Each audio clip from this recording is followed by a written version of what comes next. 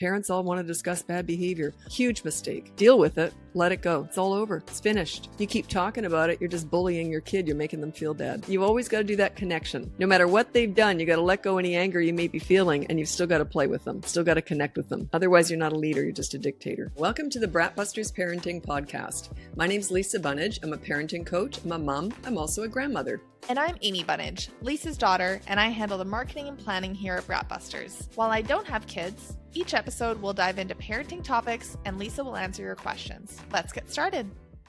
What are we talking about today, sweetie?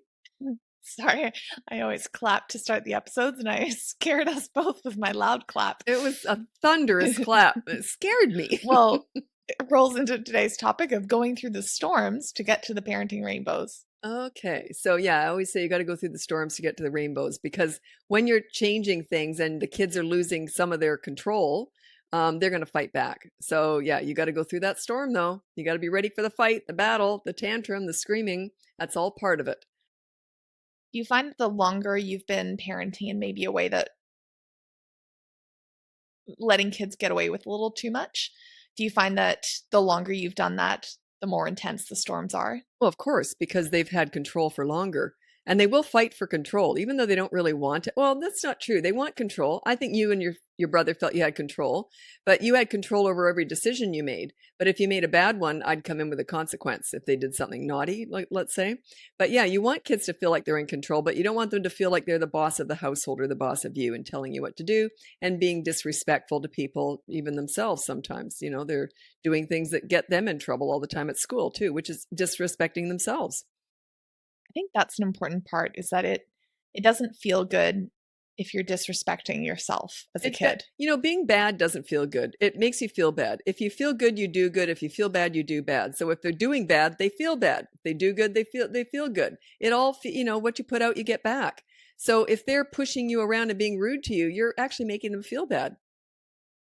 I think that's a tough thing though, because I would assume that some parents feel like it's kindness to let them get away with stuff. But what is your take on that? It's just the easy road. You just don't want to deal with it. You know it's not kind to allow your kids to be rude and cheeky and nasty to people. You already know that. You just don't want to deal with it. You don't want the scene. I have no problem with the scene because I know what's on the other side of that storm. That's the rainbow. You want happy kids who have high self-esteem and they like themselves. Kids who are acting out and being disrespectful, they hate themselves. They feel horrible.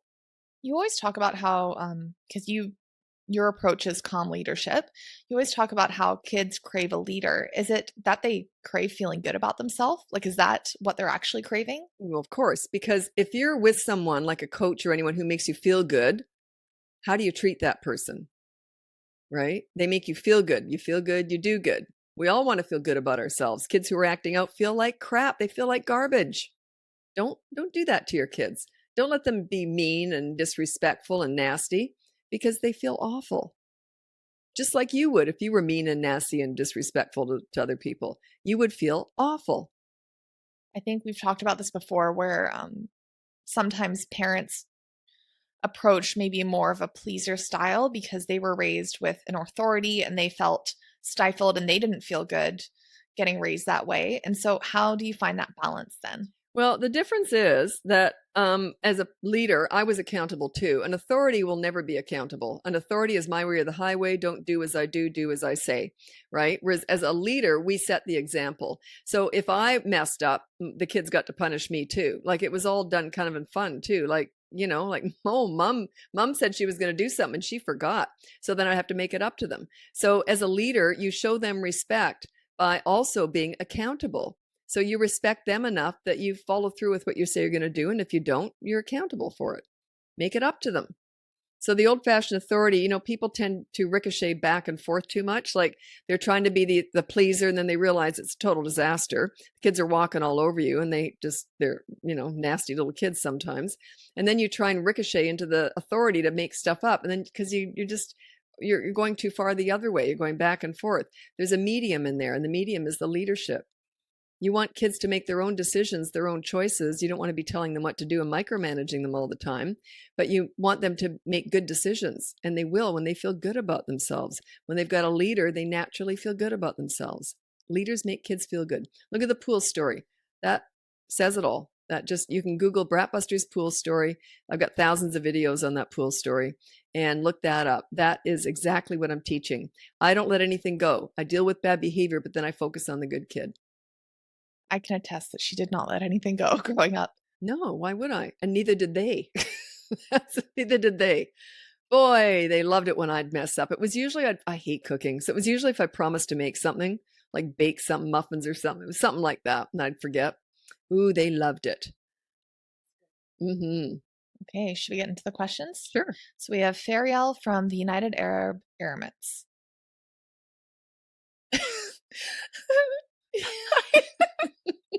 I butchered that so badly.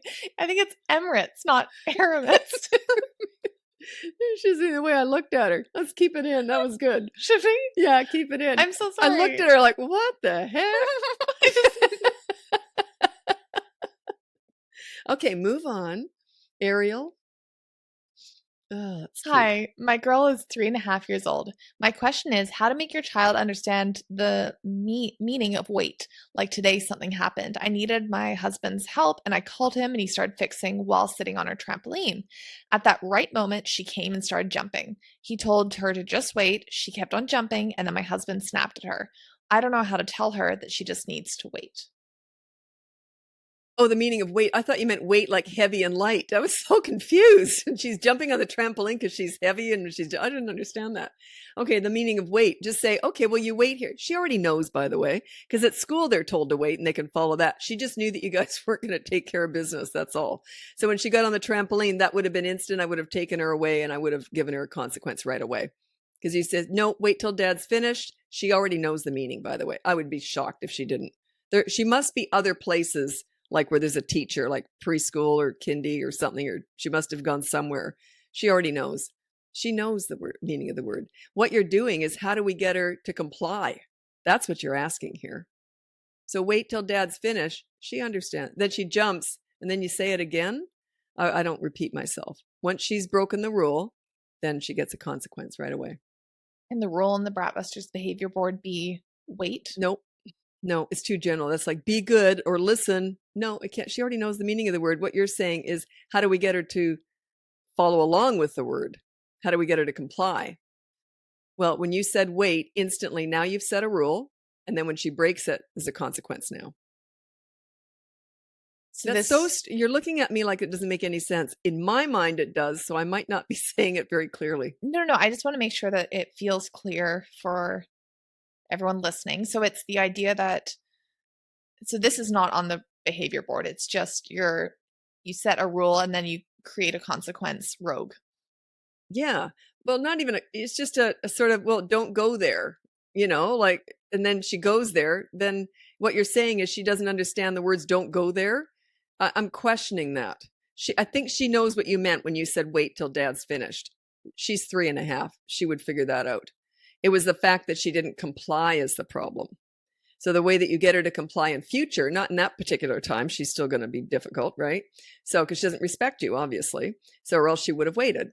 She already knows. And she went, then you said something and then she went back on again. She had the opportunity to get back on there. Yeah, that wouldn't have happened with me.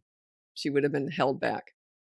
So you allowed her to do it again. Then you got mad. You got mad at her, whereas you guys hadn't set the precedent. You got mad at her for not following your lack of leadership. See where I'm going with this? No, wait till dad's finished. She goes on the trampoline, take her off and say, now you're going to get a consequence. We told you to wait. I didn't know. Well, you'll know next time, won't you? Yeah. She knows. It's not just the word, it's the inference. She knew that dad was working on something. She was trying to be a bit of a pest. She knew. But she also knew you didn't know how to handle it. Or else she wouldn't have gone on again. She wouldn't have done it in the first place. Not at 3.5. She knows. Okay, the next 2.5 is different. 3.5 is what she is. Next question is D from Canada. How to teach patience to an almost 2.5-year-old. For example, getting ready to play outside and they start to melt down because they have to wait for you to get your boots on or to go get their sweater, etc. To preface, they asked to go and you said yes, rather than just saying, okay, we're going outside now. You don't teach patience, they learn patience. So they will eventually learn that in order to get outside, you got to get your clothes on. She's 2. She's not going to get that right away. So they will eventually learn it on their own, but you don't teach it. It's not something you can explain to them. You're asking to reason with a 2-year-old. Good luck with that. Yeah. They will eventually learn that, oh, when I go, I have to get my shoes on before I go out. But yeah, they don't have it yet. They'll learn. Okay, we have Rix from the Netherlands. We're working with the behavior board and trying to be good leaders. My daughter is almost 2 and my son is nearly 1. I'm at home alone a lot as my husband is away for work for several days at a time. I sometimes find myself stuck in a negative spiral with my son. He decides he doesn't want to do something like wash hands after a day at daycare. I tell him it has to happen. He refuses. Then there's a consequence, followed by a tantrum where he throws toys and says really hurtful things like, "You must die." I ignore, but meanwhile, my daughter becomes very clingy and starts whining. So sometimes this is from a distance, so ignoring sometimes is from a distance or while I help my daughter. Still no washing hands, then there's another consequence, tantrum, and so on. How can I break this cycle? He is very stubborn like myself, tired after a day of daycare, but something needs to be done. Well, a lot of things I could say in here. Now, wash your hands. He's 2 years old. Okay, let's wash your hands. He doesn't want to do it. You have to physically overpower him. I might even just get a wet face washer and use that to wipe his hands. When I say we're going to wash your hands, what would have happened, sweetie? Those hands would have been They washed. would have been washed one way or another. Once I said something, I followed through. That's why they never fought me, because they knew when mom says we're going to wash our hands, they did it. Your anger would certainly, it takes away from that control, that power, that leadership.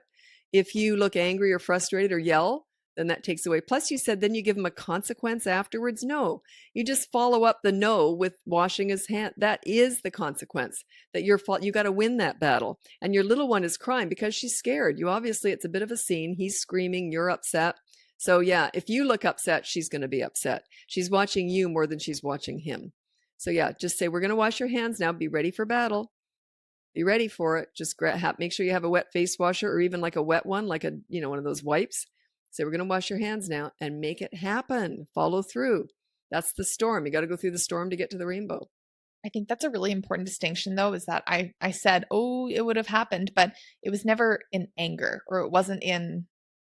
No, it was just, it's going to happen. Like they never questioned me because they knew I would have made it happen. Like there was the only time that it was a bit of a battle with this leadership stuff was when they were 1 to 1.5 and they started doing the crocodile roll on the diaper on the change table. That's when they didn't know mom was a leader. They hadn't figured it out yet because they hadn't tested me yet.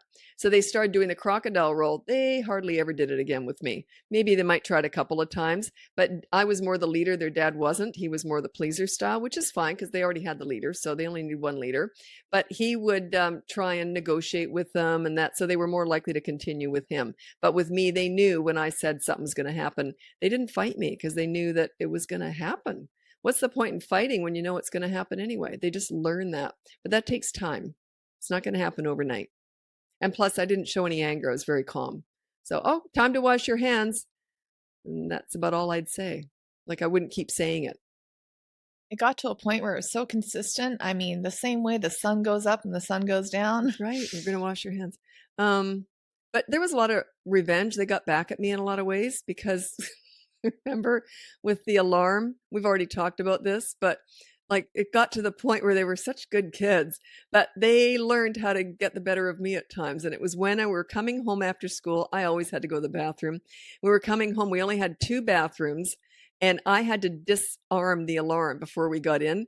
They would take off their shoes and race and get to those toilets before I could. So there was the revenge. We learned how to work the system. They did work the system. And I was trying to hold them back and they were pushing through and I'm trying to disarm the alarm. And because I had to do that before they got their shoes off because they knew they couldn't come in the house with shoes on. You should have seen how fast they got those shoes off so they could get past me to get their little bums on those toilets. Okay, we have Max. But wait a minute. They weren't breaking a rule, right? They weren't doing anything bad. They were just having fun with mom. It was all in good fun. It was funny. Okay. Okay, we have Max from Australia. I have an 18-month-old daughter, and I love help understanding 2 types of intense crying episodes that look similar on the surface but feel different to me. In the first scenario, she becomes visibly upset when I leave the room or if someone takes her away from me. This feels more like distress or separation anxiety rather than a tantrum. In the second, she reacts dramatically, so crying, collapsing onto the floor when an object is taken from her or she is moved from something but she wants but can't have. Note she's not thrashing around or hitting, but she's going through the big emotions of not getting her way. How do I Okay. manage these situations? And is the first different? An emotional need for comfort. Should I be responding differently in each situation, or is there a consistent approach I should take? Okay, separation anxiety is not bad behavior. The second one sounds like anger. The second one is more they're angry because they didn't get their own way. That one you do ignore all that. But also you have to ignore the separation anxiety too, because you've got at some point drop them off at daycare or at school or wherever. So you're just gonna have to go through it. That's more sadness, and they might be a little bit of fear in there too. But it's one of those things, the more they do it, they get used to it. It's usually separation anxiety when they first start daycare or school is usually 3 to 6 weeks. But make the goodbyes and the hellos no big deal. Don't throw emotions into either one.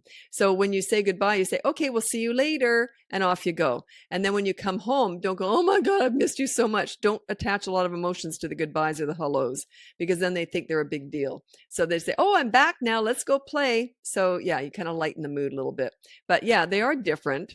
So you're not ignoring the crying so much as like you are with the tantrums, because you're not with them. You're actually separating from them. So yeah, they'll survive that. But they are different cries, of course. But the anger ones, that's what you ignore. Okay, we have Kara from the United States. I cannot pronounce anything correctly today. Not a starch. Oh, geez. Okay. Age 7-year-old boy. When he doesn't get what he wants or has to do or go somewhere he doesn't want to go, he has huge outbursts. So, name calling, saying things like send me away, gets physical. Really only does it to get to his mom nowadays. When he was 3, 4, and 5, it was at grandma and dad's too. Now it gets to the point where she calls dad to pick him up. He won't go to his new daycare for the summer, which is a big issue. We need him to go and be good, but he will get himself kicked out. How do I support him and help him lean into things that he has to do but doesn't want to do? We don't support him, you support yourself. You're going through it right now. I would suggest the course for you, to be honest. It's 5 weeks, how to be a leader. Remember, we're not fixing kids, we're fixing and teaching parents. He just doesn't respect you. That's all it is. You got to work on your leadership skills. You might just want to do the free behavior board. That's fine too, but the course just goes the extra mile because he's 7.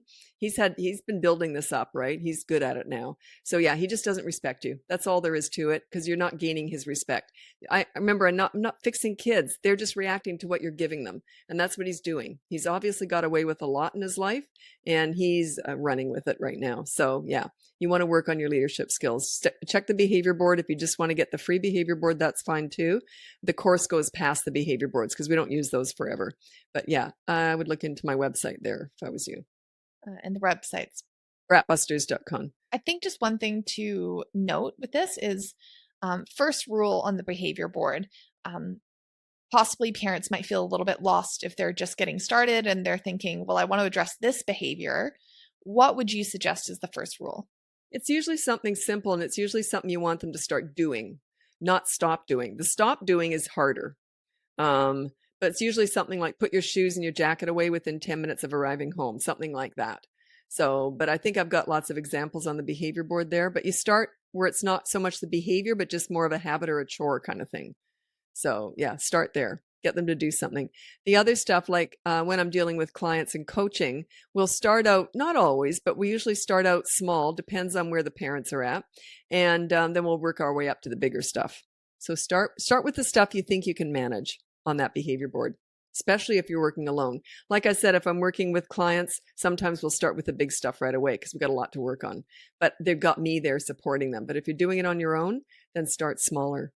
I think that's something I wanted to get you to touch on, was just putting in the reps and getting those small wins, because I think that maybe a parent might be thinking, well, I don't know if the shoes in the cubby is really that big of a deal to me, but you're more talking about the fact that it just gives you a small win. And structures and routines, and you learn that you can actually do that behavior board. But you're right, the small wins. And also you're teaching the kids, it's good for them to learn how to have a habit. It's good for them to learn that if they don't do the right thing, there's a consequence. There's a lot more in it than just a small win.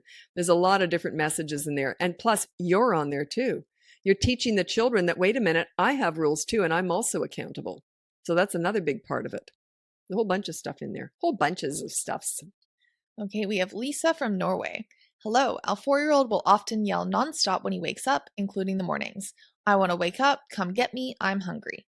We live in northern Norway where we have around 4 months of daylight during the summer, 2 of which the sun never sets, and 4 months of darkness during the winter, so 2 of which the sun is constantly set. We know that yelling is not bad behavior, only attitude, so the behavior board is not an option. We've considered making a sign for his room, one side with night motives to indicate it's the night, and one with the sun motive to indicate he can get up. Would that work? And do you have any other suggestion to get him out of this habit? It's funny because I never really recommend those things and that I don't think of it, but I have a whole bunch of clients who use them and say they're fantastic. There's like the sun literally comes up on the clock and it shows them when they can get out of bed.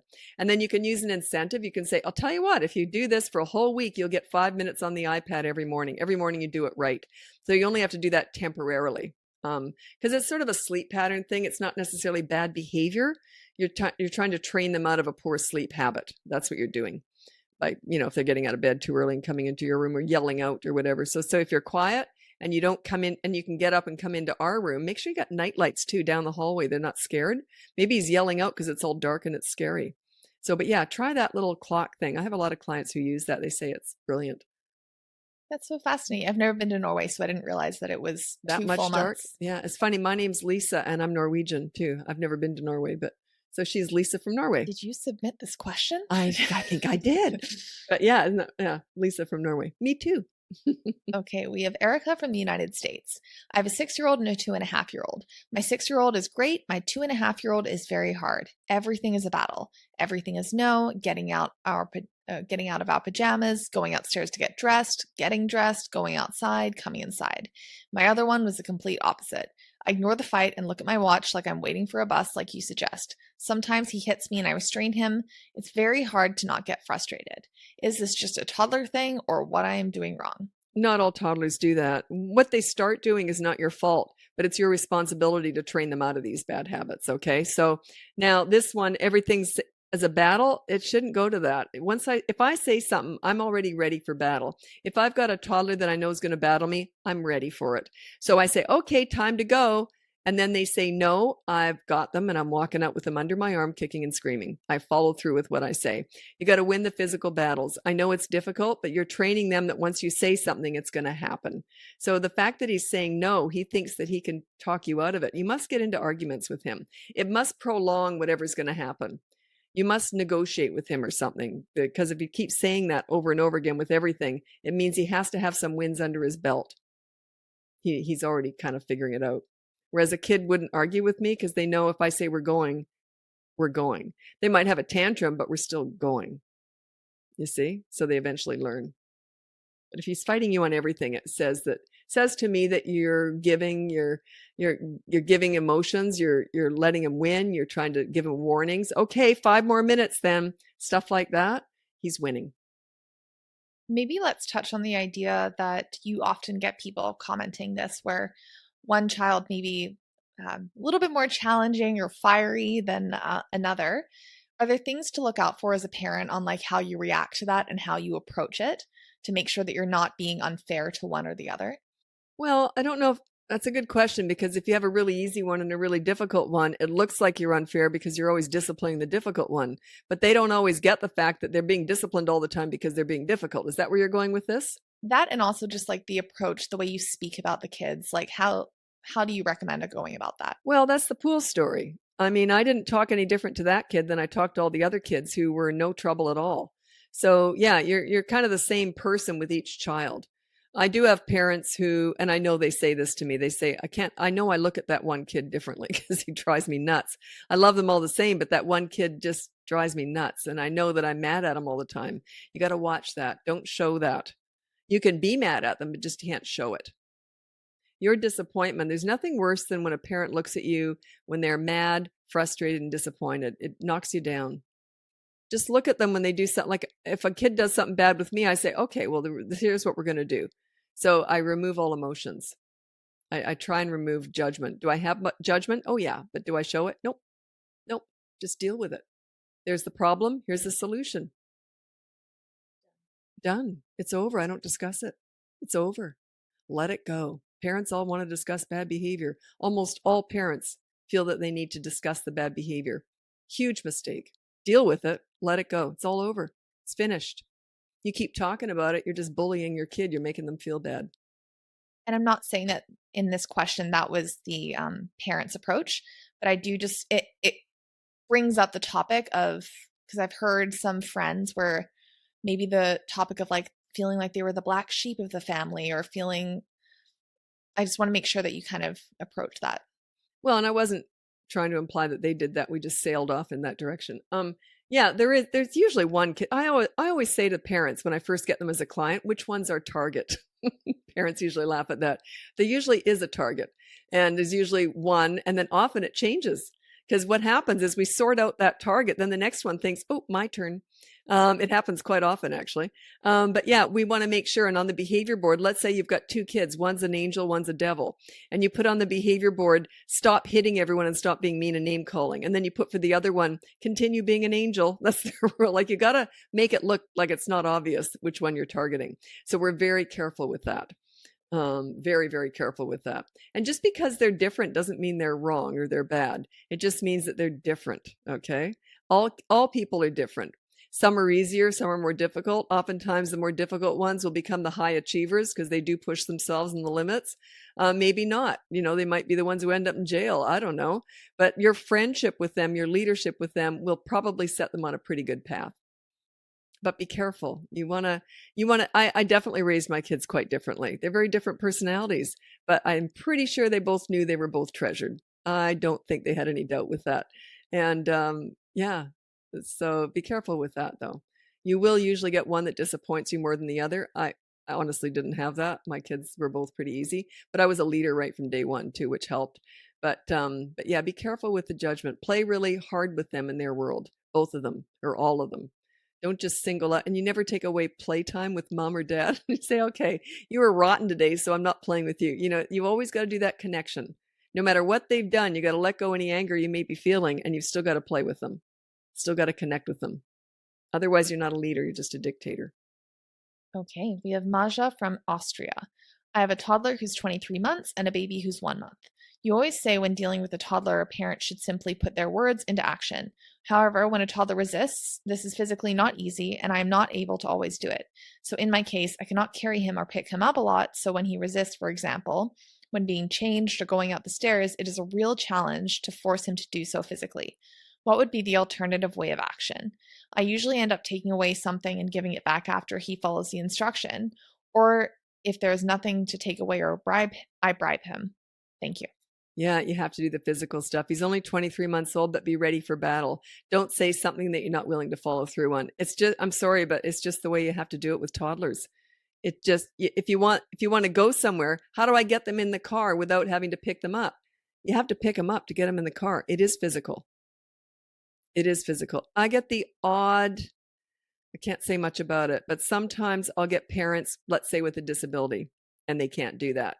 There are workarounds, but boy, they're not as effective, and they're a lot harder to do, and you would need my coaching to do it. So yeah, my general answer is no, you got to physically overpower them. You got to get them in bed. You got to get them in the high chair. You got to get them in the car seat.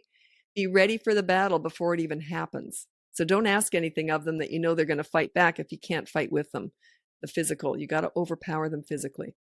In other words, make it happen. Once you've said, okay, we're getting in the car seat, get them in the car seat. But then you do talk about, what do you let toddlers be in control of? Fun. When you're playing with toddlers, they don't necessarily have to jump from one activity to another, but when you're playing an activity, they're in charge of how the cars go. Do they go forward and back? Do they go over your legs? Or, so they're in charge of the play. You want them to feel like they're not better at something than you, but they're really accomplished at something. It builds their confidence and their self-esteem. So when you're playing with toddlers, it's all in their world, and let them be in charge of the play. I followed my kids around. We'd play that Simon Says stuff all the time. They love that. They're telling mom what to do. Do this, or Simon says do this, and I always messed it up. So they love that. So when you're playing, let them lead. But when you're going, time to go to bed, you're in charge. Time to get in the car seat, you're in charge. Get the idea? Okay, we have Katie from the United States. You say at the age of 3 and above, they have the ability to reason. Is there any situation where an older child, say 9 years old, and a boy, does not have the ability to reason? Well, if they have some sort of a challenge, yeah, of course. But if they're not challenged in any way, like, learning wise or anything, then no, they can always reason. It doesn't mean that they're going to be good at it or they want to. That's the difference. So I kind of need an example there. So you're saying that a 9-year-old can't reason something through? When they want to do something, they can always reason it through. They're very good at reasoning through how to get their own way if they think they can. They're very intelligent with stuff like that. So they tend to lose all sorts of reasoning if it's not suiting them. So I'm saying they're selective with that, but they all can. Now, when I say they can learn to reason, doesn't mean they will. It means they have the ability to learn how to reason. Would that be the litmus test, is get them to reason something that they want to do and then see Yeah, if they can? of course. Yeah. I do stuff like that. I can't remember what it was. I just talked about one last week with a client, and I was testing this kid. Oh, well, I forgot. But then I wasn't listening, or said, oh, I know what it was. We said, they were talking to the kid or something, and I said, here's what you do. The kid said, oh, I didn't hear you, where the parent was talking very clearly and said, okay, I need you to get ready for bed. And then the kids didn't do it. Oh, well, I didn't hear you. So I said, next time you say that, say, when you get ready for bed, and then they say, I didn't hear you, then talk lower and say, do you want some ice cream? I don't know if you can pick that up on the podcast. I said, do you want some ice cream, really quietly? If they hear that, you got them. And then I won't go through with what we do after that, but we have a lot of fun with that. Oh, you heard that, did you? Okie dokie. Yeah. Okay, we have one final question. So Anna from the United States. My son is almost 4 years old. He tends to take over and tell other kids how to play. How do you handle bossiness? Well, is it a problem though? Like, is he being a bully or is he just being bossy? Other kids, they'll teach that child. It's usually social skills. Like, is he being mean and a bully, or is he just being bossy? I don't know. And I would let the bossiness go, and eventually other kids will walk away from him and he'll learn. It's a social skill that they learn to get out of. But if he's being mean, then I would have a consequence. Say, I'll tell you what, you were mean to that kid. When we get home, there'll be a consequence. But if he's just being bossy, I wouldn't worry too much about it. Not yet. He'll learn eventually. Okay, that was it for the questions. That was it. I forgot the topic. I always forget the topic. Storms, rainbows. Oh, storms. Okay. Yeah, you got to go through the storms to get to the rainbows. There won't always be storms, but there usually are. If you're looking into finding out how to be a leader and you haven't been a leader, the kids have been pushing you around, you got lots of storms coming. But just remember, the bigger the storm, the bigger the rainbow. So be ready for it. It's temporary. It's short-term gain for long-term pain. No, shoot. It's short-term pain for long-term gain. It'll take a while. It takes some time. Anyway, so yeah, you got to be ready for these storms. It's just part of the process. They're going to fight back because they've been in charge before. Now you're taking charge. They're going to put up a bit of a stink. And that's okay. That's them learning that now you're in charge. It's okay. Anyway, thanks so much for listening. We'll talk again soon. Happy parenting. Thanks for tuning in. If you're ready to dive deeper, check out bratbusters.com to learn more about the behavior board, parenting courses, and private one-on-one coaching with Lisa. If you've enjoyed the show so far, we'd love it if you could take a moment to follow, rate, and review us on your favorite podcast platform. Your feedback helps us reach more parents just like you. The information provided in this podcast is for general informational purposes only and is not intended as a substitute for professional advice. Lisa is a parenting coach, mom, and grandmother. She is not a licensed psychologist or counselor. Her services do not replace the care of psychologists or other healthcare professionals. For a full disclaimer, please visit bratbusters.com/disclaimer.